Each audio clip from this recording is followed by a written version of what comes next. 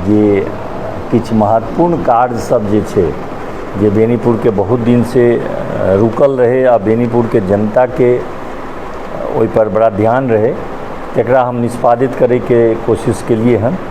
तो से अहाँ सबके बीच में दऽ देलहुँ हन। ताहिमे मूल रूप से बाबा नागार्जुन के जे जयंती के रूप में एतऽ अपने के बहुत दिन से रहे कि एकरा कार्यक्रम एकटा होइके चाही, से सरकारी स्तर पर एकरा आयोजित करबेलहुँ।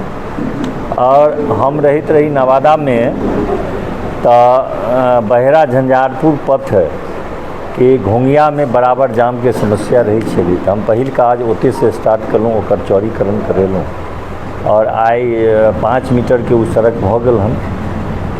बहुत हद तक ओकर ओहिमे समस्या के समाधान भेलै। तेनाहिते बहेरा सकरी पथ के चौड़ीकरण भेल, तेनाहिते बहेरा हथौड़ी सड़क रहे बहेरी में, बहेरी हथौड़ी सड़क रहे, ओहो में काज नहीं होइत रही, तकरा करबेलिए। और सबसे इंटरेस्टिंग रहे बहेरी हथौड़ी पथ में एकटा कॉजवे रहे, तो कॉजवे पर से ओतऽ एखन वर्तमान में बांध के ऊँचा भेला के बाद यातायात बड़ा दिक्कत रहे। तो ओतऽ एकटा आब ओहि पर स्थान पर उच्च स्तरीय पुल के निर्माण करवा दिलिए हन। दू-दूटा बाईपास भेलै हन अहाँ के बेनीपुर बाईपास 500 मीटर छोड़ कऽ और पूरा भऽ गेलै हन। ओहो हमरा लगैए 500 मीटर एहि बीच में भऽ जायत। बहेरी बाईपास में काज शुरू भऽ चुकल छै। ओकर बाद नारबांध मुर्तबाजापुर के रोड के RDWD से PWD में ओकरा अथी भेलै हन, ओकरा अधिग्रहण करवा दिलिए हन। बहेरा कल्याणपुर के 6 किलोमीटर में क्षतिग्रस्त स्क्रू पाइल पुल के स्थान पर उच्च स्तरीय RCC पुल के से निर्माण भऽ गेल हन। ओकर बाद SH 88 का निर्माण कार्य पूरा हो गया है। और अशोक पेपर मिल से बिदेश्वर स्थान के सड़क के सेहो चौड़ीकरण एवं मजबूतीकरण के काज चल रहा है। बहेरा में PSC के CSC में से परिवर्तन भऽ गेलै, ओहि पर निर्माणों शुरू भऽ गेलै, सब आदमी देखबे केलिए। ऑक्सीजन जनरेशन प्लांट से अनुमंडल अस्पताल मिला। और सबसे महत्वपूर्ण बात है कि एतऽ अहाँ के अनुमंडल अस्पताल में ब्लड बैंक के से स्थापना भेल। ब्लड बैंक ये अपना आप में एक बहुत बड़ा काज छै। हमरा याद है पहले के ज़माना में मधुबनी में और समस्तीपुर में सेहो ब्लड बैंक नहीं रहे, बड़ा हंगामा होइत रहे ब्लड बैंक के। और वो ब्लड बैंक आब स्थापित भऽ गेलन एतऽ सेहो अहाँ के अनुमंडल अस्पताल में से भऽ गेलन। ई बड़ा अइले हम माननीय मुख्यमंत्री के और मंत्री मंगल पांडे जी के प्रति विशेष का हम धन्यवाद दै छी कि ब्लड बैंक के स्थापना बहुत बड़ा काज छै। ओहिमे बड़ा कठिनाह रहै छै भेलै।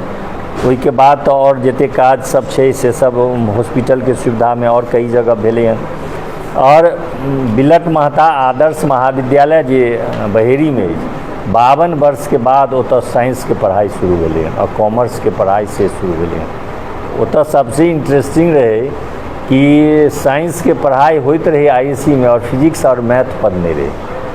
ई असंवेदनशीलता के पराकाष्ठा रहे। हमरा जानकारी भेल तो हम तो जानकारी देनहार एकटा भारतीय जनता पार्टी के एकटा कार्यकर्ता छथि, उनका प्रति हम बराबर अइले हम कृतज्ञता ज्ञापित करै छी कि वो हमरा ध्यान आकृष्ट करेले। सबसे जरूरी रही है ना कि कोनो चीज़ सब चीज़ के जरूरी नहीं रही कि पते रहत। ओहि में जे अगर केओ ध्यान आकृष्ट करा दी छै तो वो अहाँ के ज़्यादा सहयोग कलक। तो हुनका प्रति हम आभार प्रकट करै छियनि कि जे ई काज हम करबेलहुँ। और सरकार अपन मंत्री मुख्यमंत्री जी के कि 12 गो पद ओतऽ सैंक्शन करेले। 12 पद सैंक्शन के प्रक्रिया पर रोक छै, लेकिन ओहि के बादो वो काज भेलै हन। और ओतऽ आब विज्ञान भवन ले 20 करोड़ के आवंटन भऽ गेलै हन, ओकर टेंडर भऽ गेलै हन। हमरा लगैए कि यह बीच में निर्माणों काज आब तो अथी छै, तो लेकिन निर्माण काज अपन चलते रहते, वो चलते। वह कॉलेज में अहाँ के ICT के स्थापना 36 लाख रुपया से ICT और स्मार्ट रूम के स्थापना ले से सरकार 36 लाख दिलकिन। ICT लैब बन गेल हन और स्मार्ट क्लास रूम के निर्माण के काज चल रहा है। और ओतऽ अहाँ के एक सब्जेक्ट में PG के से पढ़ाई भऽ गेलै हन। और हमरा कोशिश रहत कि और सब्जेक्ट में PG के पढ़ाई ओतऽ शुरू होई, ताहि लए प्रयास करबै। अनुमंडल महाविद्यालय बहन के तो बहुत दिन से छलै, लेकिन तैयो ओतऽ पढ़ाई नहीं होइ छलै। हमरा जहन जानकारी भेल तो ओतऽ 42 गो टीचर के स्थापना भेल हन और ओतऽ 3 सब्जेक्ट में PGO के पढ़ाई स्थापना भेल हन और पुल पुलिया तो मारिते भेल हन। से अपने सबके लिस्ट हम दऽ रहल छी। किछु बाद में जे भेलै से पुल पुलिया टोटल नहीं आबि पड़ल, लेकिन तैयो हम जतेक तब तक जब तक छपै लए गेल रही तब तक में हम एकरा दऽ देलहुँ हन। रोड सबटा 234 सड़क भेल हन अहाँके 5 साल में एतऽ प्रक्रिया भेलै हन। अनुसूचित जाति जनजाति विभाग के अहाँके 720 आसन वाला 46 करोड़ 7,97,000 रुपया के बिरौल संभाग ले जे भेल रहे से हम अपन गौड़ा में आनि लेलहुँ, बंदा में ओतऽ घर बनि रहल अछि ओकर। राजकीय कल्याण छात्रावास बेनीपुर में सेहो सैंक्शन भऽ गेल हन। सम्राट अशोक भवन के दुनू जगह के प्रक्रिया भऽ गेल छै। अब निर्माण के प्रक्रिया असल में ठेकेदार सबके कनि तेजी आननाइ के आवश्यक छै, तो ओहि पर ध्यान देनाइ आवश्यक छै। दुनू जगह अहाँके भऽ गेलै हन। और एकटा अहाँके एतऽ कमला नदी पर 1987 में एकटा बैराज रहे, पंडित स्वर्गीय हरनाथ मिश्रा ओकर स्थापना करबेने छलै। 87 में ओ ध्वस्त भऽ गेलै और ओकर निर्माण नहीं भेल। हम ओहो ले राजीव अथी के संतोष के आभार प्रकट करै छन कि बराबर हमरा एहि ध्यान आकृष्ट करेलथि। और 38 साल के बाद ओकर टेंडर भऽ गेलै, टेंडर के बाद निष्पादित भऽ गेलै और शिलान्यास भऽ गेलै हन। अब निर्माणों काज अहाँके जल्दिए शुरू भऽ जेतै। प्रखंड सह अंचल कार्यालय के सेहो स्वीकृति भऽ गेलै हन, ओकर शिलान्यास सेहो मुख्यमंत्री जी वो पटने से कऽ चुकल छै। अब ओकर निर्माणों कार्य अहाँके पूरा हैत। और सबसे इंटरेस्टिंग अथी महत्वपूर्ण भेल कि पश्चिमी कोसी नदी के जल से अहाँ ओतऽ बेनीपुर तक पहुँच गेल हन और आगुओ ओकर विस्तार के बात छै। आ ताहिमे ई जे अहाँके जे ई जे अछि बैराज जे से किसान ले एकटा महत्वपूर्ण काज भेलै हन कि जे सिंचाई आब जेना जाहि तरह से पानी के मिथिला में सेहो पानी के अभाव भऽ गेलै और पानी के जगह जगह नहीं रोकल जेतै तऽ ओ बाद में पानी बहि जेतै तऽ फेर ओकर अर्थ नहीं रहि जाइ छै। अगर रोकि लेल जेतै आ तहन ओहिसे पटवन कयल जेतै तऽ ई एकटा महत्वपूर्ण कार्य भेल हन।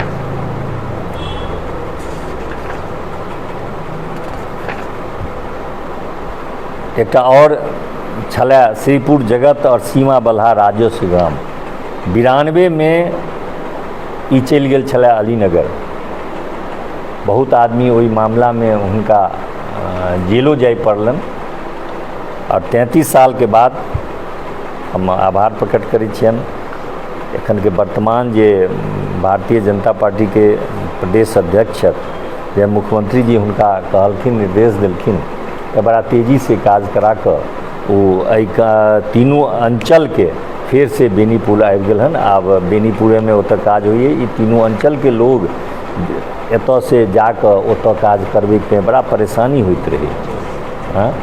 तीनों मौजा के गेला से बड़ा परेशानी हुई छलै। ओहिके बाद मुख्यमंत्री समग्र विकास में जे सब काज भेल हन से सारा लिस्ट हम अपने सबके दऽ देलहुँ हन कि आपदा में जे एतऽ भुगतान भेलै। आपदो के जे छलै से होइ छलै कि आपदा भऽ गेल, मुख्यमंत्री जी के छनि कि आपदा पर पहला हक आपदा पीड़ित को है।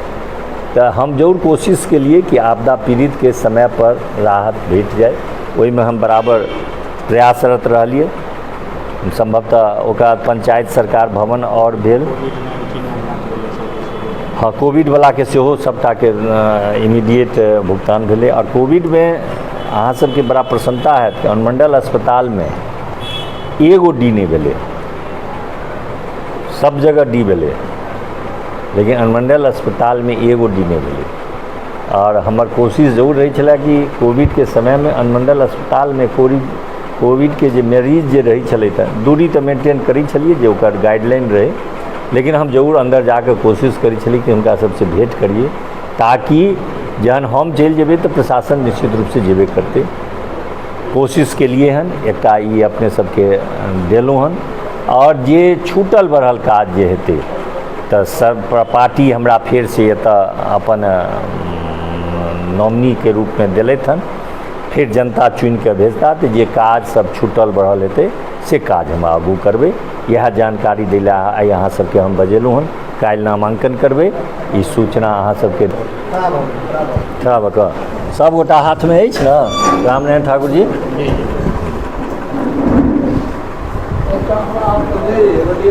एगो दियौन सब गोटा के।